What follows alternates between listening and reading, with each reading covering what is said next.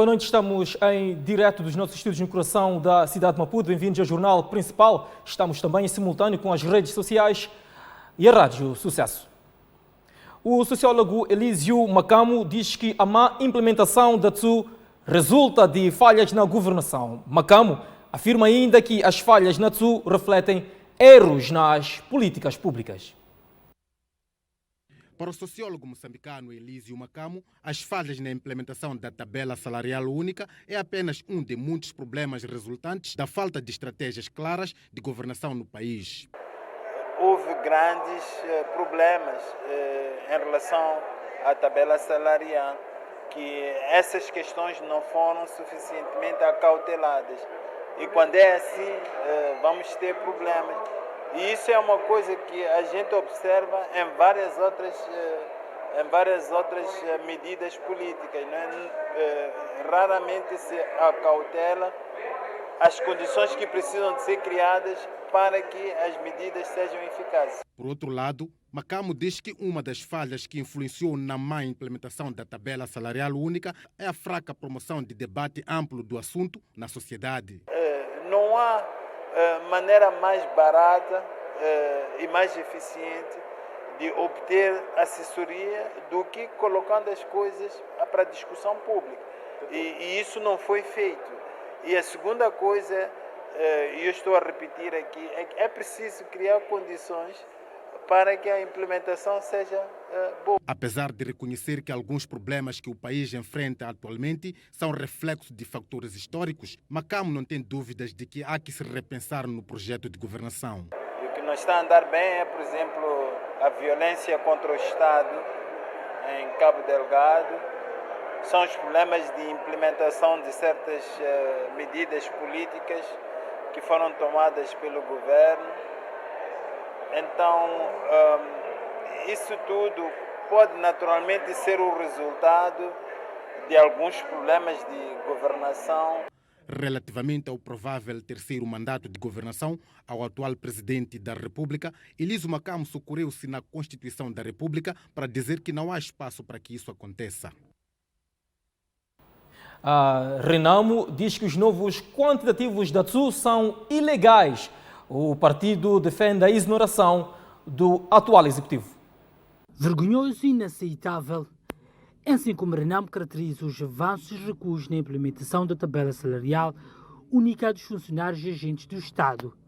Por já, a Renamo diz que os novos quantitativos que culminaram com a redução de salários recentemente anunciados pelo Conselho de Ministros são ilegais, como atesta Simone Makwana, porta-voz daquele partido. O partido Renamo e o seu presidente, General Suf Momad, defende que todo trabalhador tem direito a justa remuneração, nos termos consagrados no número 1 do artigo 85 da Constituição da República de Moçambique. Ainda considera inaceitável e vergonhoso que um governo em sede da Assembleia da República tenha apresentado a proposta de TSU se antes de ter feito um estudo profundo e exaustivo sobre o impacto orçamental, a viabilidade da proposta e possíveis consequências, para além de ter já aprovado a lei orçamental para o ano de 2023.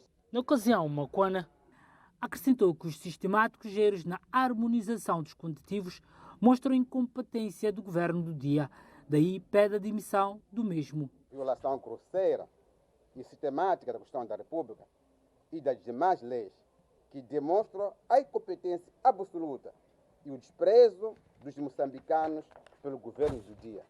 A Renamo e o seu presidente, o general Ossuf Momad, exigem de imediato a demissão do governo. Os novos quantitativos da tabela salarial única, ora anunciados pelo governo, reduzem em cerca de 11 mil meticais em cada nível salarial dos funcionários e agentes do Estado do nível superior, comparativamente aos anteriormente anunciados. Uma mulher foi detida por suposto roubo de eletrodomésticos. A mulher em causa demolia paredes para efetuar os roubos. De 28 anos de idade, residente em algures na cidade de Xai-Xai, está com uma gravidez de 8 meses e é viciada no consumo de heroína. Caiu nas malhas da polícia após demolir paredes de residências. para furtar eletrodomésticos e botijas de gás com finalidade de vender no mercado negro. Foi encontrada a demolir paredes para roubar vários bens. Não, Então, conta lá a sua história. não tenho nada para dizer. Então, o que diz a polícia é verdade. Não tenho nada para dizer. Pelo histórico, consta que a senhora teria sido detida, igualmente teria falado nas câmaras da televisão que nunca mais iria voltar à droga e agora, de novo, está aos calabouços. Conta lá. O Comando Provincial da PRM em Gaza esclarece que a mulher ladra é viciada no consumo de heroína, daí que protagonizava roubos para aumentar o vício da droga. Foi arrombar uma residência onde tirou vários eletrodomésticos, até botijas de gás. Mas o objetivo era vender para poder comprar heroína e cannabis sativa. Entendam que o consumo de droga distorce o tecido social e degrada a comunidade no geral. E a população não quis ficar indiferente perante esta realidade. Telefones roubam, dinheiro roubam, panelas roubam. Não tem nada a ver com isso.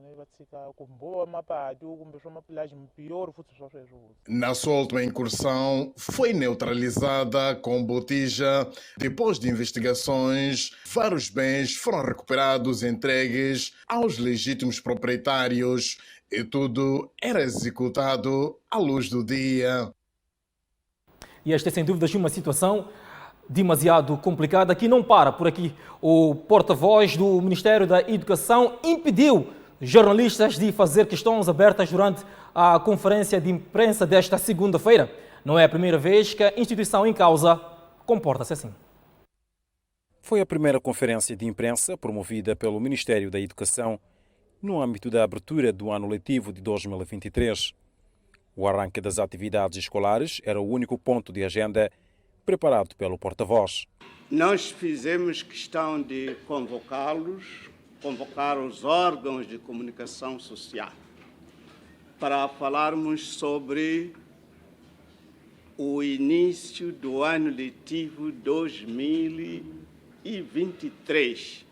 Com o escândalo dos livros, erros nos exames e nas suas respectivas guias de correção, bem como várias incongruências registadas no setor durante o ano passado, o porta-voz preferiu virar-se contra os jornalistas como forma de esquivar-se dos assuntos de interesse público. Depois podemos ter um espaço para algumas perguntas que devem ser relacionadas com o assunto que vou tratar. Quem tem outro assunto pessoal, fica para depois desta sessão. Eu estou a dizer isso porque às vezes tem sido essa a prática. Vir para aqui para uma conferência de imprensa em que combinamos que vamos tratar, mas alguém traz na manga outras coisas. Nem fica bem, nem é ético. Porque a conferência de imprensa é nossa, nós é que convidamos a vocês. Não devem trazer vossas coisas. Os pronunciamentos do porta-voz entram em colisão com a Lei nº 34/2014, de 31 de dezembro, aplicável aos órgãos e instituições do Estado, da administração direta e indireta, representação no estrangeiro e às autarquias locais, bem como às entidades privadas que prestem serviços públicos. No ponto 2 do artigo 9, a lei preconiza como princípio de obrigatoriedade o seguinte: é proibida a restrição de acesso a informações de interesse público, excepto as legalmente inspecionadas, tais como o direito à informação pode ser restringido, condicionado ou limitado quando a informação solicitada tenha sido classificada como segredo de Estado, secreta, restrita e confidencial. Refere o artigo 20 sobre as restrições e limites. Protegidos pela lei, os jornalistas, considerados pelo porta-voz antiéticos, não deixaram de colocar algumas questões. No entanto, sem responder todas, Feliciano Malambi decidiu abandonar a sala onde decorria a conferência, visivelmente nervoso. Eu queria terminar por aqui. Muito obrigado por terem me escutado. E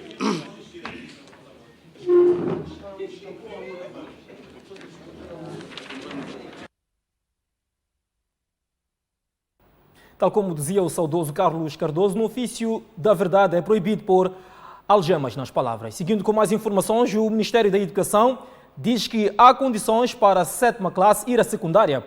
O MINED garantiu haver tudo acautelado para o presente ano letivo. É um ano letivo 2023 que é acompanhado por mudanças no ensino. A 7ª classe, por exemplo, que já entra no currículo do ensino secundário. A isso, o Ministério da Educação e Desenvolvimento Humano considera que o país está, sem dúvidas, preparado, mesmo em termos de infraestruturas. Desdobramos-nos para resolver e aguentar este problema. Receber no ensino secundário 2 classes, organizando um pouco mais de 1.800 escolas novas que vão receber 7ª classe. Nova no sentido de receber pela primeira vez uma nova classe. Também estamos a preparar professores adicionais que estavam no ensino primário, mas que tinham competência para dar o ensino secundário. A pergunta é, o país está preparado? Está sim, por isso que está a fazer isso. Muito bem, pode não ser. Que isso vai dar certo? Vai. Outra boa nova do MINED é que, para este ano, há livros suficientes para o ensino primário e sem erros. Estamos a falar de um pouco acima de 18 milhões de livros que encomendamos este ano para serem distribuídos em todo o país. É preciso clarificar que esses livros são impressos fora do país, vêm chegando para os portos moçambicanos, 3 portos, Porto de Maputo, Porto da Beira e Porto de Nacala. E sobre o famoso dinheiro do guarda cobrado nas escolas, o Ministério da Educação revela tratar-se de uma invenção dos diretores das escolas. Aliás, o que na verdade não deve condicionar o processo das matrículas. Quando o ano letivo começar, eles vão analisar e vão decidir quanto vão contribuir para pagar guarda, quanto vão contribuir para construir muro ou uma sala de aula. Não se trata de nenhuma taxa obrigatória, trata-se de uma contribuição voluntária. Nenhuma escola deve condicionar taxa de matrícula da 1ª à 9ª classe. O início das aulas do presente ano letivo está marcado para o dia 2 de fevereiro.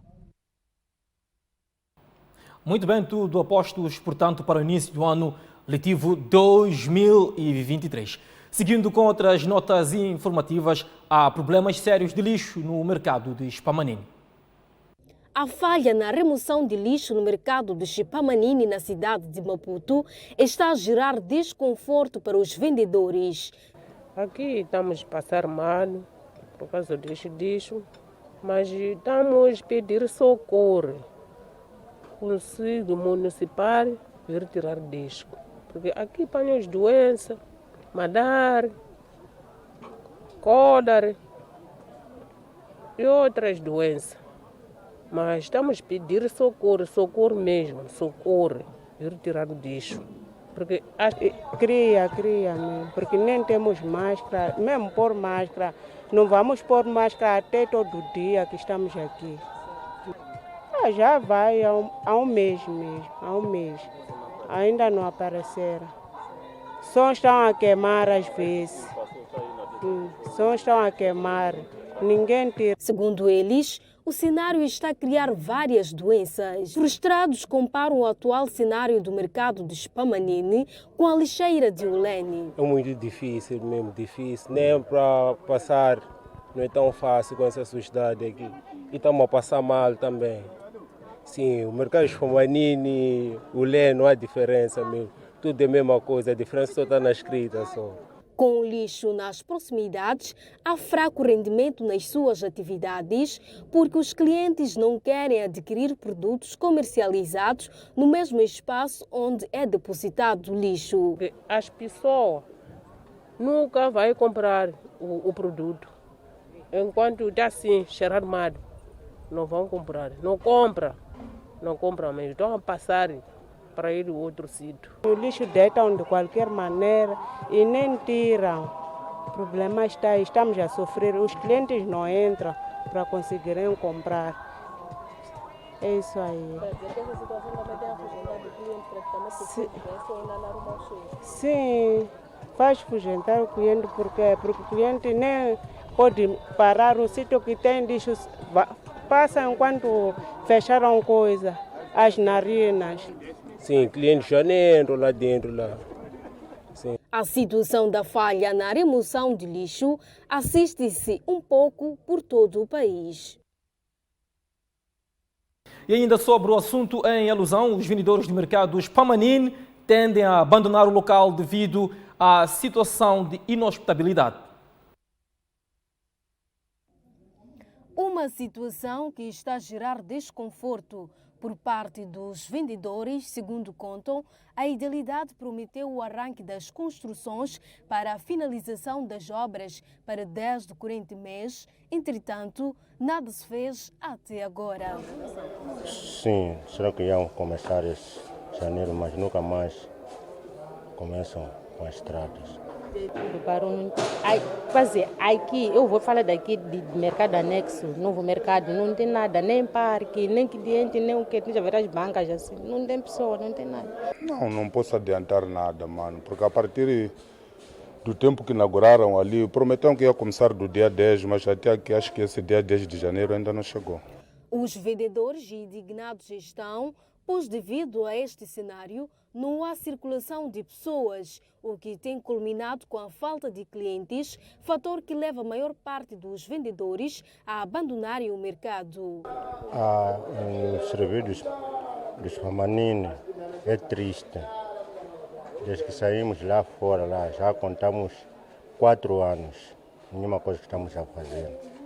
Não há cliente, está a ver até o mercado está abandonado. Até tiram as lojas deles que mandaram as lojas aqui. Estamos a passar mal. Nos últimos dias no mercado dos Pamanine estamos a sofrer, não tem movimento, principalmente aqui no mercado anexo. Aqui não temos movimento, não temos nada. Aqui estamos abandonados mesmo, estamos a sofrer. Assim como está a ver, aqui estamos... Grandes prejuízos até, porque aqui nem há trabalho, não há nada, não há cliente, não há nada. Praticamente nós estamos aqui só para tentar ver se futuramente as coisas podem vir melhorar ou não. Em consequência deste cenário, o mercado anexo do Pamanine transforma-se em palco de diversão dos petizes e depósito de lixo. Até já as pessoas de lá começam a fazer merda. Assustar, está a ver? Às vezes, como em dezembro, né? Teve uma coisa tipo querendo fazer estrada, não estrada. Mas será que vão começar em janeiro? Mas estamos a ver janeiro, está a passar. Não estamos a ver nenhum sucesso, não estamos a ver nada. Tudo parou. O mercado, mas está a ver lá, tem lixo, tem tudo de qualquer maneira. Não está nada fácil. Principalmente aqui mesmo no mercado anexo. Mesmo em dezembro, tem que lutar, cozinhar aqui, depois carregar tigelas para dentro do mercado, sei lá o quê. Estamos a sofrer. Situação. Primeiro, esses contentores aqui, além de ser um mercado que beneficia, traz muitos constrangimentos, porque aqui já fazem necessidades maior, menor, até tem mendigos do outro lado aí assim. É difícil, conforme você está a ver. Aqui só é um sítio, nem para jogar bola, não é, mas é um sítio onde as crianças divertem aqui. Sobre o assunto, a nossa reportagem tentou sem sucesso contactar o Conselho Municipal que trabalha no mercado, mas a mesma não quis tecer quaisquer comentários, alegando a ausência do responsável.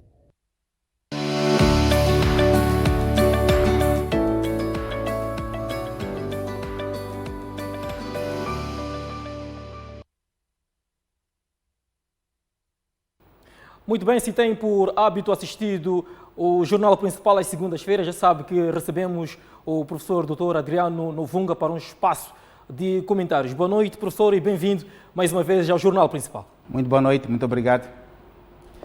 Professor, vou pedir mesmo que deixe, como é de praxe, portanto, os seus pontos prévios à nossa conversa temática. Pois, telespectadores, boa noite. O ponto prévio de hoje é uma situação de luto, uma situação de tristeza muito grande. Como sabem, no reino de Eswatini, a antiga Suazilândia, pessoas com uniforme militar e policial, na noite de dia 21 de janeiro de 2023, entraram na casa do prominente defensor de direitos humanos, o prominente ativista pró-democracia, e pela janela desferiram tiros contra Thulani Maseko, que morreu em frente aos seus filhos e à sua esposa. Meus caros amigos, ativistas, ser ativista não é crime. Defender direitos humanos não é crime. Lutar pela democracia não é crime. Lutar para que a governação possa ser de qualidade, que atenda às preocupações e ao desenvolvimento das comunidades, não é crime. Ninguém deve morrer por ser defensor de direitos humanos. Ninguém deve morrer por ser ativista.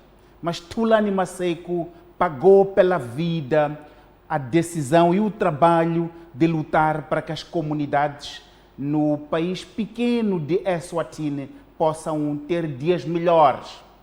Nós condenamos e queremos pedir a todos os moçambicanos, para que fiquem de pé e condenem este ato bárbaro, este crime macabro cometido pelas pessoas ligadas ao rei. Meus caros, tenho um pequeno poema que em situações similares se aplica bastante bem. É de um pastor alemão, não pastor de cão, de pessoa mesmo, alemão, que no fim da Segunda Guerra Mundial fazia uma confissão. E ele ia assim: quando eles vieram atrás dos socialistas, eu fiquei calado, porque não era socialista.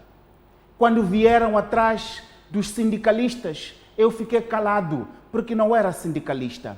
Depois vieram atrás dos judeus, eu fiquei calado, porque não era judeu.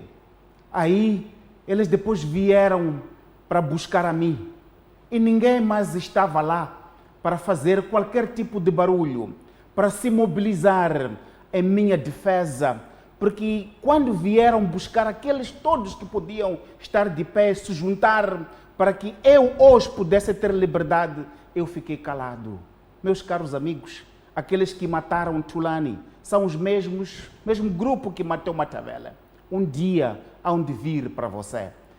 Enquanto não chega esse dia, meus caros, vamos nos juntar, vamos nos organizar para que não tenhamos mais defensores, não tenhamos mais ativistas a tombarem pura e simplesmente porque acreditam nos direitos humanos, porque acreditam na democracia e acreditam na justiça social nos nossos países e no nosso continente. Este era o tema de abertura e de apelo e mobilização à sociedade, para que juntos repudiemos vivamente este tipo de atitude dos governos um pouco por toda a região do nosso continente. Muito obrigado e boa noite. Professor, alguém deve estar agora a se perguntar qual poderá efetivamente ser o seu papel num caso tão hediondo quanto este.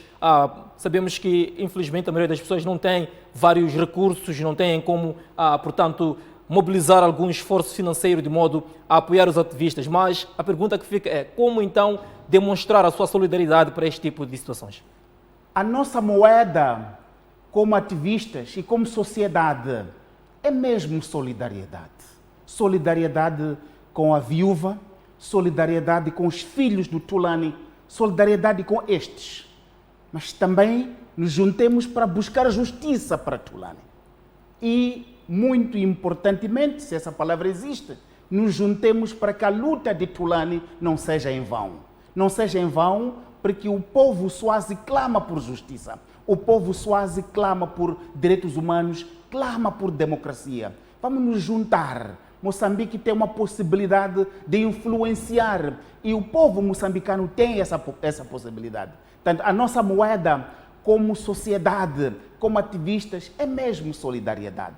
Solidariedade com a família enlutada neste momento, mas solidariedade com toda a comunidade dos defensores de direitos humanos, que um pouco por toda a África e Moçambique também está sendo constantemente serviciada, simplesmente por acreditar que um Moçambique melhor, onde todos têm a possibilidade, onde todos lhes chega a vez, é possível. Professor, neste final de semana ouvimos ecos, portanto, do simpósio alusivo ao 80º aniversário do antigo presidente, neste caso Armando Guebuza, o que em algum momento levanta novamente o debate sobre a difícil reconciliação entre o atual presidente e o seu antecessor. O que tem a dizer sobre isto? Pois, este tema foi escolhido por mim. Foi escolhido por mim porque na manhã de sexta-feira passada, vimos uma mensagem a circular nos WhatsApps, escrita pelo Presidente da República, que desejava feliz aniversário ao seu antecessor e antigo chefe, o Presidente Armando Guebuza, que completava na ocasião 80 anos. Nos noticiários não tardaram para que víssemos uma mensagem lida pelo Presidente da República a partir do seu gabinete, uma mensagem que se confundia com uma comunicação à nação por ocasião de um acontecimento da mais alta importância. Nos pareceu que se estava a enverdar pelo caminho da reconciliação. Eis que no final do dia, dessa sexta-feira, num simpósio, por ocasião dos 80 anos do presidente Armando Emílio Guebuza, aí a reação não foi tal e qual se esperava. A reação foi bastante emotiva e dando indicação clara de que aquilo que se pensava que era o caminho da reconciliação estava longe de acontecer. É a reconciliação entre o presidente Armando Emílio Guebuza, que é antigo chefe do presidente Nunes, e o presidente Nunes, que é o atual presidente da República. Meus caros, aqui ficaram claras as questões centrais da fissura. Para nós, como moçambicanos, há dois pontos importantes. O primeiro ponto é que o país vive uma paralisia das instituições, uma paralisia da governação, com prejuízos enormíssimos por causa desta luta entre o antigo presidente e o atual presidente da República. Moçambique é para os moçambicanos, é para a possibilidade dos moçambicanos melhorarem a sua situação socioeconômica e a sua situação da qualidade da democracia. Mas os moçambicanos vendo a possibilidade de isso acontecer, sendo prejudicada por causa deste conflito. São muitos projetos que ficaram perdidos, que ficaram paralisados por causa desta situação de luta entre os dois. Há pontos também que não estão muito claros entre os dois. Um deles é a questão do Ndambi. A forma como o presidente Armando Emílio Guebuza se referiu a Ndambi, dizendo que não estava claro porque Ndambi não estava ali no convívio com o pai, estava na cadeia. Uma situação onde para nós, os moçambicanos, nem fica muito claro, pode não estar no convívio dos pais, mas a qualidade da cadeia em que Ndambi está se confunde a um hotel de quatro estrelas no padrão africano. Mas mais importante mesmo, fica a ideia de que Ndambi e muitos dos que estão na cadeia estão a fazer tempo para fazer lavagem dos milhões de dólares com que ficaram. Ndambi está preso porque ficou com 35 milhões de dólares das dívidas ocultas que empurraram milhões de moçambicanos para a pobreza. Eu compreendo, os chefes falam como a situação lhes convém. Mas a situação do Ndambi, isso nos leva a pensar que as questões que dividem os dois, que têm prejuízos enormíssimos para o nosso povo, não estão adequadamente esclarecidas. A terminar, e porque não estão esclarecidas, mas sobretudo porque o prejuízo para o nosso povo é enormíssimo. Para os dois, para o presidente da República, Filipe Jacinto Nunes, e para o antigo presidente da República, a minha mensagem é simples e é pequena. Que os dois tenham ouvidos de tolerância, ouvir com tolerância, e tenham olhos de compaixão compaixão pelo povo e tenham finalmente uma voz de amor para com o nosso povo que sofre nos últimos 10 anos por causa desta luta entre os dois que empurrou o país para a paralisia em que ele se encontra neste momento. Muito bem, professor Adriano Novunga. Passamos, portanto, para o próximo slide, neste caso o próximo tópico que vamos nos debruçar. Novos impulsados por Filipe News. É, portanto, uma notícia ainda bem fresquinha, relativamente, portanto, a estas mexidas, quando faltam sensivelmente 2 anos para o fim do segundo mandato de Filipe News. Pois, chegou-nos a informação de que se estava a fazer mexidas no governo. Se criou muita expectativa. O que depois se soube que, afinal, era um vice-ministro desconhecido que foi exonerado. Desconhecido esse ilustre vice-ministro que foi exonerado. Depois estavam ali alguns secretários de Estado que também foram exonerados e que os seus substitutos hoje tomaram posse. Meus caros, a questão central neste momento, desde o que transita do ano passado a esta parte, se prende em primeiro lugar com as medidas de recuperação econômica, que de recuperação econômica não tem absolutamente nada. As medidas de aceleração econômica dizia que, para além do dia em que foram anunciadas com pompa e circunstância, não se ouviu mais nada delas. E a única coisa, aliás, que se ouviu é que facilitaram a saída do dinheiro que tantos moçambicanos precisam para fora do país, até para comprar hotéis. Esse é o primeiro aspecto. O segundo aspecto é a face da desorganização e do desgoverno em que nos encontramos, que é a TSU. A TSU, onde se encontra neste momento, que ao invés de ser um instrumento de transparência e prestação de contas, se tornou num instrumento de injustiça social. Isso, num instrumento de injustiça social, na medida em que, ao invés de uniformizar as tabelas, o que criou foi a triplicação ou quadruplicação dos salários dos grandes chefes em detrimento da base, que mantém o Estado a funcionar, e por isso esse desacerto que se vê hoje. Terceiro aspecto tem que ver com o 13º salário, que não foi pago aos funcionários públicos pela primeira vez, desde que Moçambique assinou o Acordo Geral de Paz, que se pagava o salário. 13º salário que desta vez não foi pago. Quando se anunciou mexidas no governo, o que se esperava era que o núcleo duro do governo do presidente News, que está por detrás destas 3 reformas, fosse esse a ser mexido. Mas o presidente lá foi mexer assuntos que mexidas são estas? Que mexidas são essas de secretário do Estado que foram mexidos ali assim? E mais um obscuro vice-ministro da Saúde. Portanto, fica a ideia de que, em primeiro lugar, estas mexidas foi para deitar areia no olho dos moçambicanos, que estavam anseios por mudanças de fundo, justamente por causa do desgoverno e desacerto em que se encontram. Mas que mensagens por entre linhas o presidente acaba transmitindo aos moçambicanos quando faltam sensivelmente 2 anos para o fim do seu... Há 2 coisas importantes. A primeira é que este ciclo de governação é aquele onde mais mexidas houve. Okay. Mais mexidas houve.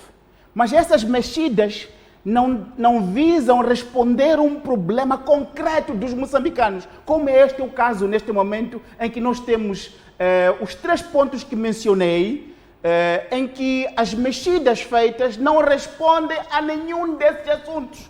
O problema principal se mantém. As medidas não tem nada de medidas. Os funcionários continuam sem saber em que tabela vão receber, quanto é que vão receber, quando é que vão receber, não sabem. O 13º salário não funciona. As questões de fundo que giram à volta do Ministério das Finanças, do Ministério da Administração Pública, que devia lá onde ser o ponto central das mexidas, não houve essas mexidas. Não houve. Foram mexer secretários de Estado que, na realidade, os secretários de Estado não fazem nada. Os secretários de Estado não fazem nada. A única coisa que fazem é duplicar ou triplicar a despesa pública, os protocolos nas províncias, que não tem nada a ver com a melhoria da qualidade da água, que não tem nada a ver com a qualidade das estradas, não tem nada a ver com o serviço público para a população.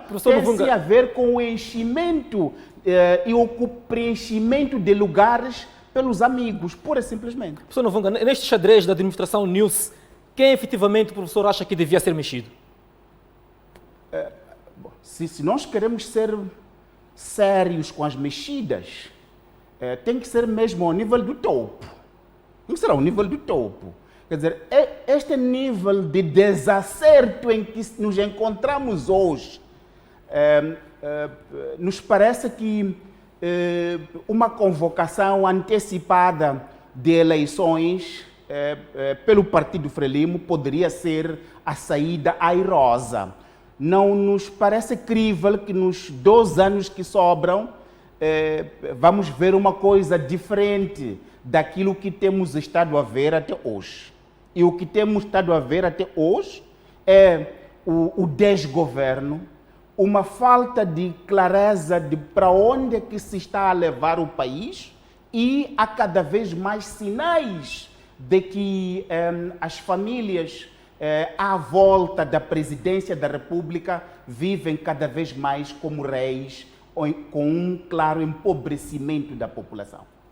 Professor, passamos, portanto, para o próximo slide, ainda no âmbito destes comentários que, felizmente, nos traz sempre às segundas-feiras. Barões de drogas em Moçambique. É uma realidade? É fictício? Como é que avalia? O ângulo que trago desta vez, nesta segunda-feira de hoje, para esta questão dos barões da droga, tem que ver com o eco que vem da África do Sul, onde o irmão do antigo presidente da República, Mbeki, disse numa televisão muito pública conhecida que é a Frelimo que está a envenenar as crianças e os jovens sul-africanos por causa da droga que a Frelimo manda ou deixa mandar para a África do Sul. Ou seja, os sul-africanos estão preocupados, querem saber de onde é que vem a droga que está a empurrar milhões de jovens e crianças sul-africanas para a situação de consumo de drogas e empobrecimento da juventude. Portanto, o que este ilustre disse, isso está documentado numa televisão, é que é a Frelimo. É a Frelimo que está a fazer isso. E eu, deste lado, estou para concordar. Aqui, estou para concordar. Como já dissemos. Aliás, há uma comissão de inquérito hoje, não sei se é de inquérito ou de desinquérito, não é?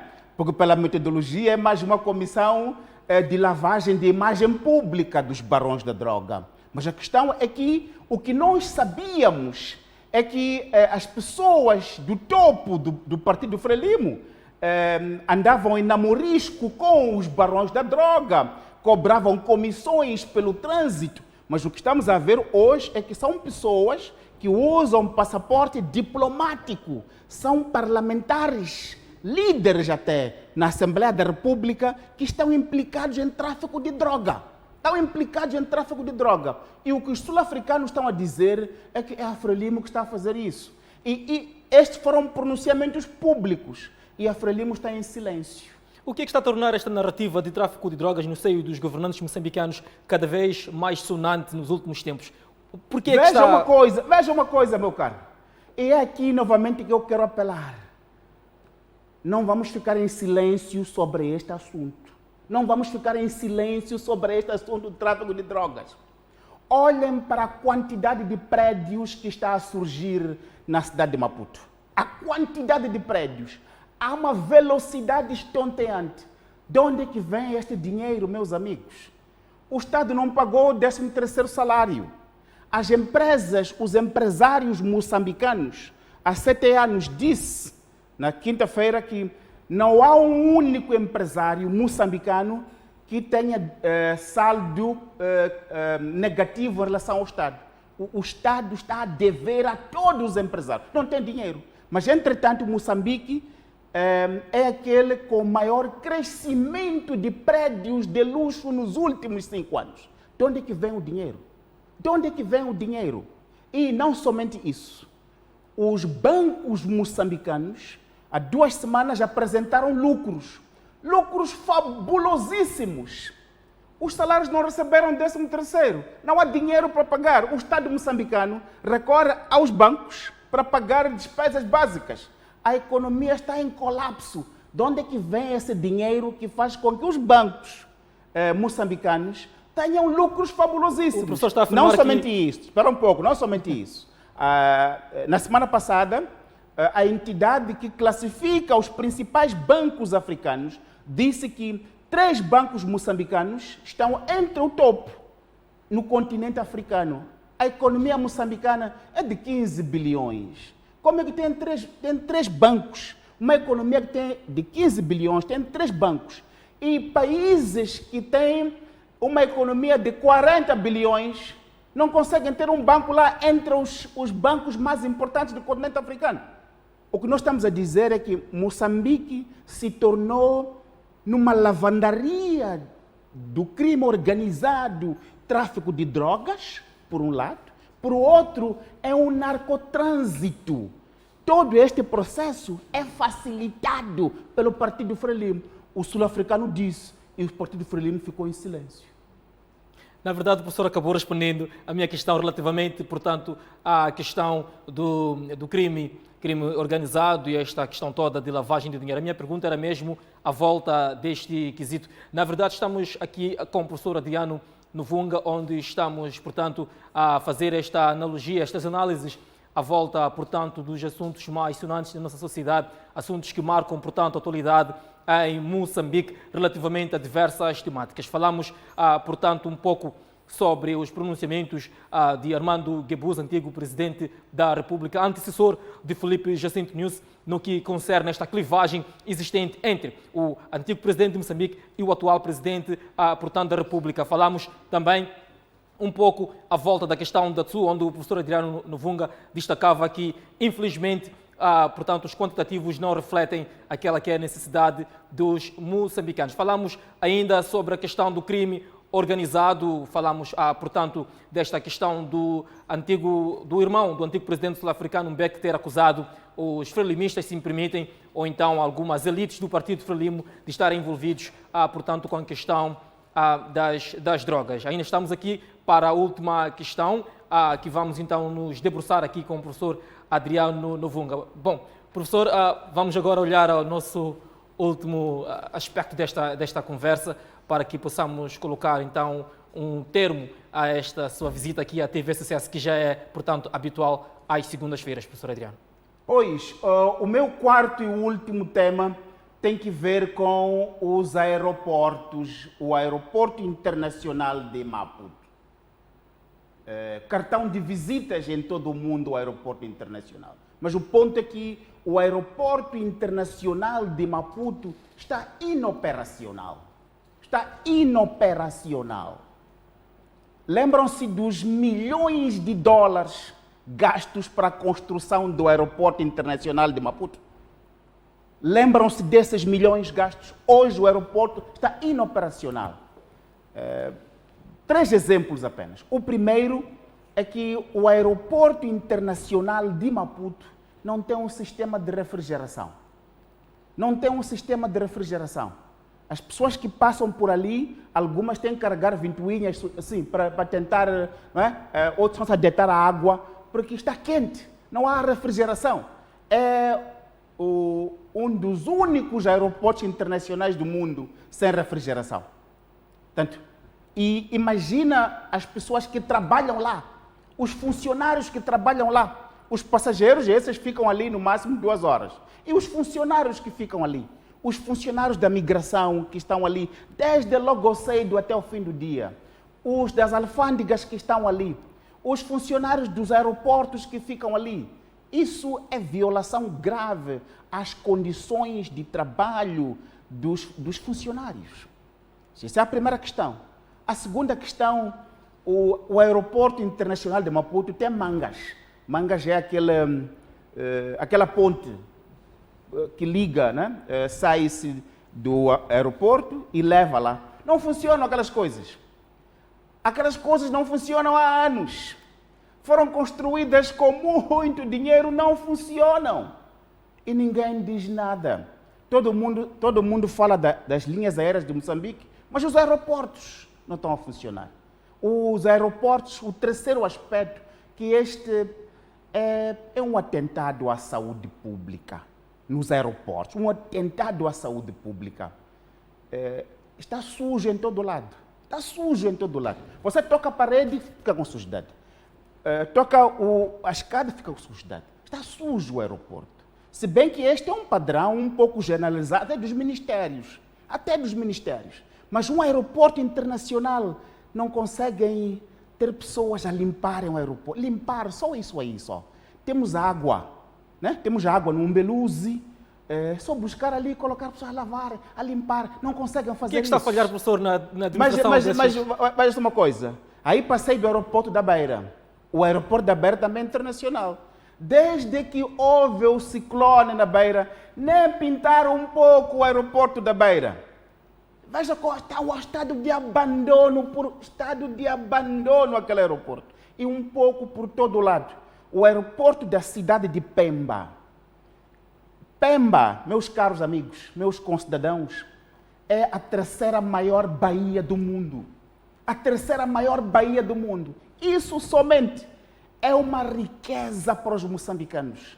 Moçambicanos, se calhar, nem precisava explorar gás com a pressa com que está a explorar. Bastava apenas melhorar o aeroporto, criar as condições, porque o fato de Pemba ser a terceira maior já é um atrativo suficiente. Mas, meus caros amigos, o aeroporto de lá é um tinguito assim. As pessoas ficam ali, está sujo, primeiro, mas segundo, não tem refrigeração, não tem internet, não tem casa de banho limpa no aeroporto internacional de Pemba. Não tem essas condições. Este é o país, meus caros amigos, 48 anos depois da independência, este é o país que não se consegue manter. E onde falam sempre que era milhões de dólares. Não, escutem uma coisa. Qualquer avião que passa pelo nosso espaço aéreo paga dinheiro. Paga dinheiro. Qualquer avião que passa paga dinheiro. Os aeroportos, a empresa aeroportos faz dinheiro em cada hora. Faz dinheiro. Em cada hora faz dinheiro. Mas esse dinheiro vai para onde? Vai para onde esse dinheiro que não conseguem contratar mamanas, dar emprego às mamanas? Vão buscar água no Umbeluzi para limpar com pano. Coloquem lá umas 3, 4 ventoinhas grandes. Sempre foi assim como funcionou o nosso país. Não conseguem fazer isso. Querem milhões. E sabemos para onde os milhões vão em época de fim do mandato. Este era o meu último tema. A terminar, volto para a mesma tecla. E a mesma tecla é os computadores. O Banco Mundial já desembolsou 102 milhões de dólares. Já desembolsou pelas nossas contas. Aproximadamente 19% deste dinheiro já saiu em plastiquinhos, em consultorias, sem qualquer tipo de utilidade através de empresas ligadas ao ministro. Isto é crime em ato.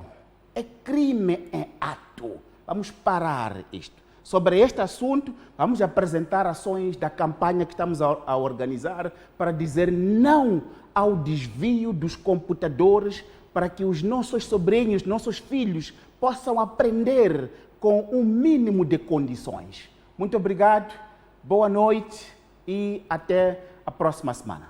Nós aqui agradecemos ao professor Adriano Novunga por ter abdicado das suas funções para esta noite, para juntar-se aqui ao Jornal Principal e, de facto, nos emprestar o seu saber e também o seu pensamento. Canemambo de coração, seguimos, portanto, com mais informações, mas para já vamos a um curtíssimo intervalo e voltamos dentro de instantes.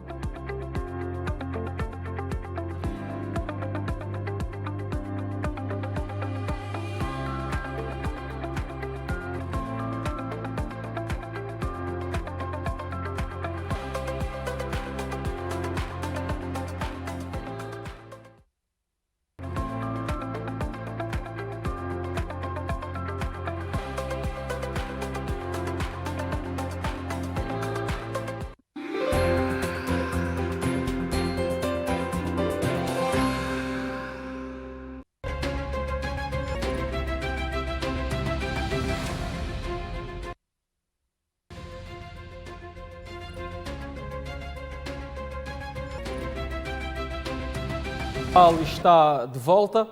Ontem houve espetáculo no Teatro Avenida.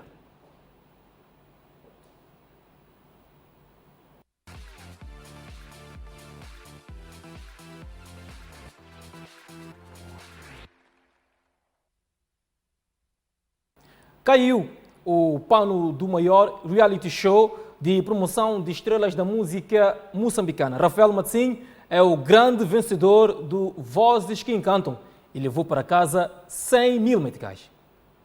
A vibração no Teatro Avenida, o palco escolhido para acolher a terceira edição do concurso Vozes que Encantam, era enorme. De fora da sala, muita gente corporizava o espaço, que pela enchente não conseguiram entrar, mas se beneficiando da tela gigante. Lá estava montada. Tudo não era para menos. Tratava-se da aguardada gala da final, onde seriam conhecidos e laureados os maiores vencedores do concurso que une vozes de todo o país. Vozes que Encantam foi mesmo o que se viu no palco das estrelas, fazendo jus ao nome a que se deu ao concurso. Terceira edição, na primeiríssima posição, ele mesmo. Com canto, dança, luz e banda a acompanhar, fazia-se a grande festa no Avenida. O momento mais alto foi antecedido por um pouco de suspense, onde os júris brincaram um pouco com a sensibilidade do apresentador. Como grande vencedora da terceira edição do Vozes que Encantam 2022, ele que sempre esteve bem. Quero pedir uma salva de palmas para Gabriel Júnior.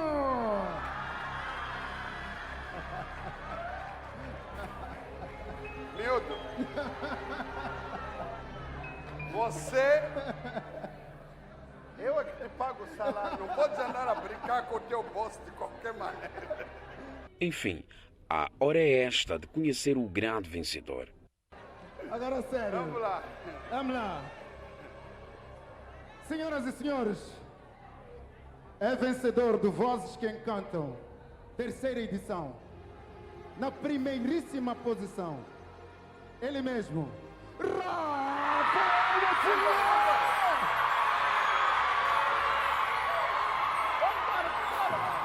Já conhecendo o vencedor, coube a renomada cantora moçambicana Elvira Viegas entregar o prémio ao Rafael Matsim, onde já se fazia a festa. Fazia-se a festa também no exterior da sala, onde as claques juntaram-se com os vencedores. No Matsim não cabia tamanha felicidade, um prémio que diz ter conseguido depois de muito sacrifício. É uma emoção imensa que está aqui, dizer que não era o esperado, não esperava ganhar esses 100 mil meticais, mas como estão a ver, tenho aqui os 100 mil meticais. É uma alegria imensa e também porque passamos por muitos desafios, então foi um desafio, o sentimento é mesmo alegria, alegria, alegria. Rafa ficou em primeiro, mas afinal deu a conhecer também as participantes que ficaram em segunda e terceira posições, Leonor Carvalho e Raquelina Tamel, respectivamente. Estou muito feliz, sem palavras para descrever o tamanho da emoção que estou a sentir. Quando eu decidi entrar no concurso era mais para aprender, eu sabia que poderia ter muita gente que poderia merecer um lugar e todos nós merecíamos, então isso é uma bênção para mim, não esperava, foi muita emoção. A emoção era também visível e descrita pelos pais dos vencedores. Não foi fácil, foi uma batalha muito difícil, pedindo votos, não foi fácil. Mas como Deus é grande, o menino conseguiu vencer. O maior segredo é orar. O sentimento de gratidão, muita felicidade, muita alegria, pelo fato de a menina ter conseguido chegar onde chegou. Nós não tínhamos essas expectativas, mas pela sua dedicação, entrega, conseguiu ganhar esse prêmio. Estamos felizes. Poucas palavras, estou emocionado, estou muito feliz por ela ter conseguido o prémio, ter o Estado em terceiro lugar. Felicidades. A festa do Vozes que Encantam não só termina por aqui. Segundo o apresentador Gabriel Júnior, os 3 vencedores voltam no dia 14 de fevereiro próximo para a rubrica Prova de Fogo do Moçambique em Concerto, com suas próprias músicas. Nesta prova, haverá novamente vencedor e prémios a oferecer.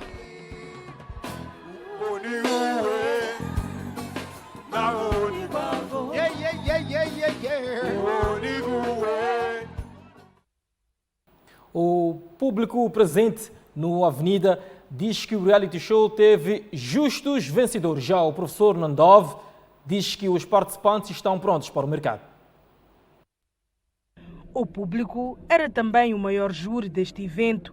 Afinal, detinha cerca de 50% de decisão através do voto.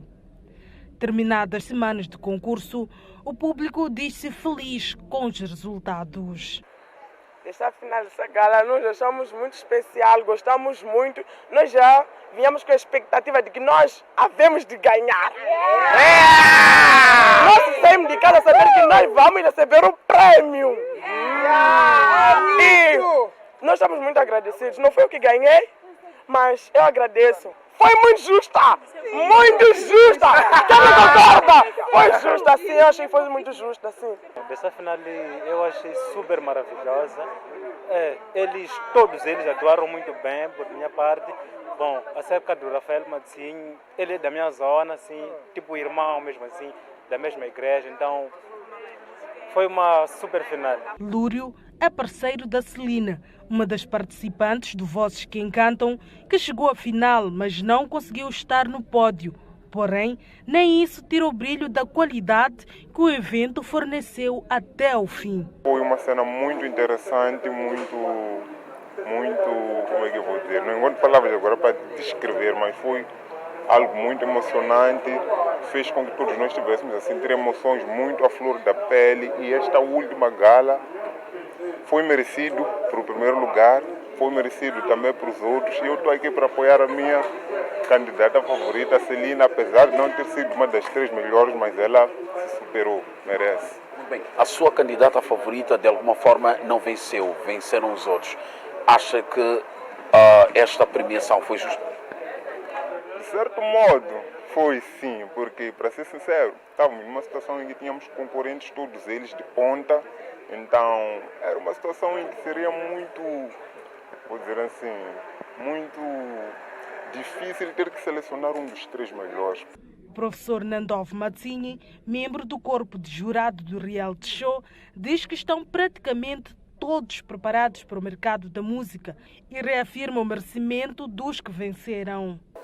Balanço positivo, é mais uma demonstração de que teve sucesso, ela está organizada, e na nossa responsabilidade social conseguimos trazer reality shows que é para colocar jovens no mercado da música. Eu penso que conseguimos, se não todos os 13, pelo menos 8 deles, com muita qualidade, que amanhã mesmo podem estar no mercado da música e fazer trabalhos que mereçam a apreciação do público, que tornou-se cada vez mais exigente. O reality show Vozes que Encantam movimentou mais de 1.500 concorrentes no início, onde cerca de 30 foram apurados para as galas e 13 chegaram à final.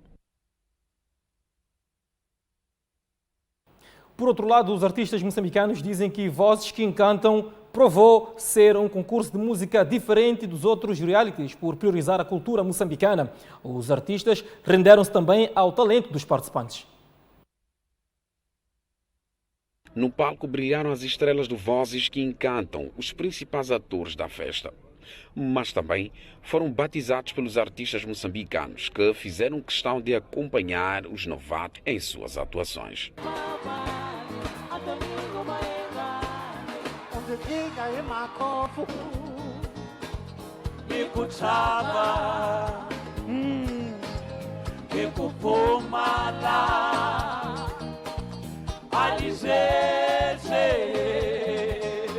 A festa era grande e que fez os artistas da velha guarda renderem-se ao Vozes que Encantam. Afirmo que há um grande mosaico cultural em Moçambique e há grandes talentos na área do canto. É só dar oportunidade a essas pessoas para mostrarem o que sabem, é o que nós vimos. O maior ganho e diferencial para os músicos é o peso da música moçambicana neste concurso. Eu penso que Vozes que Encantam veio agregar algo de diferente na forma de abordagem da música moçambicana. Primeiro, porque há novos talentos que do nada começam a ser conhecidos aqui. Segundo, porque eles, na parte do seu percurso de concurso, têm vindo a cantar canções genuinamente moçambicanas. Um dos programas de foco, na minha opinião, naquilo que diz respeito à promoção da música moçambicana, é exatamente Vozes que Encantam, da TV Sucesso. Anualmente o Gabriel ele consegue trazer talentos que ficam grandes músicos. Isso é de louvar. Deve continuar Vozes que Encantam. A gala final uniu músicos da velha guarda, mas a nova geração também deu a voz neste evento.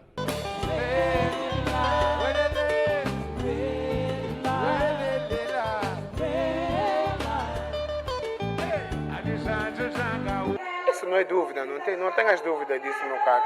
Moçambique é um país cheio de grandes potencialidades. Do Rovuma ao Maputo, do Zumba ao Índico, temos muitos, mas muitos talentos a todos os níveis. Canto, instrumentalização e tudo o resto.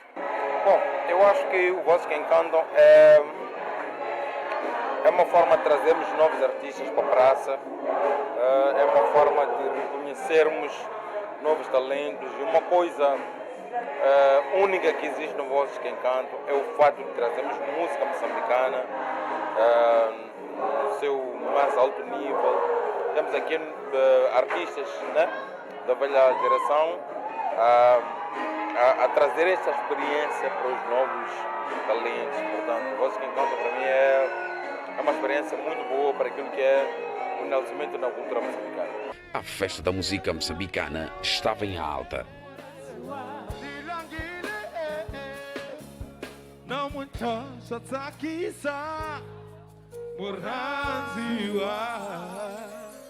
uma voz salva para o cabelo,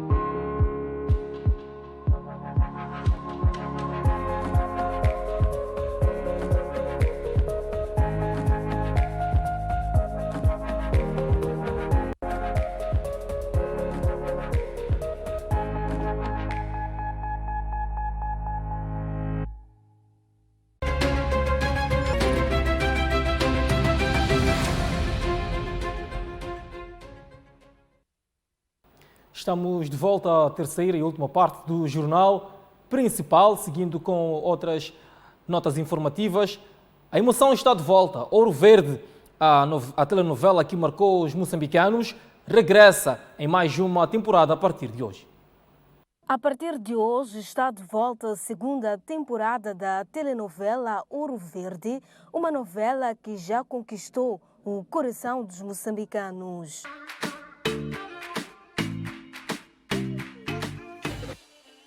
Eu estava passando em frente ao hospital e o garoto apareceu na frente do táxi fazendo sinal para parar. E aí você parou? Claro.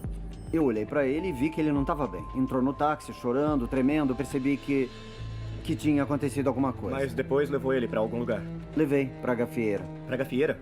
Sim, para a gafieira. Quer dizer, eu também achei muito estranho, mas foi lá que o garoto pediu para ir. Queriam que eu fizesse o quê? Eu não podia fazer nada. Drama.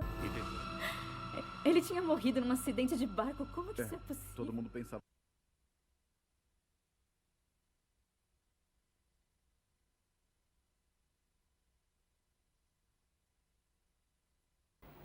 Muito bem, está de volta a emoção. Ouro Verde aqui na TV Sucesso. Assim que ficou ligado desde o início desta programação, muitíssimo obrigado pela atenção que nos foi dispensada. Toda a gente já sabe que é de facto e de verdade um prazer enorme estar com todos vocês. Nós voltamos numa próxima oportunidade.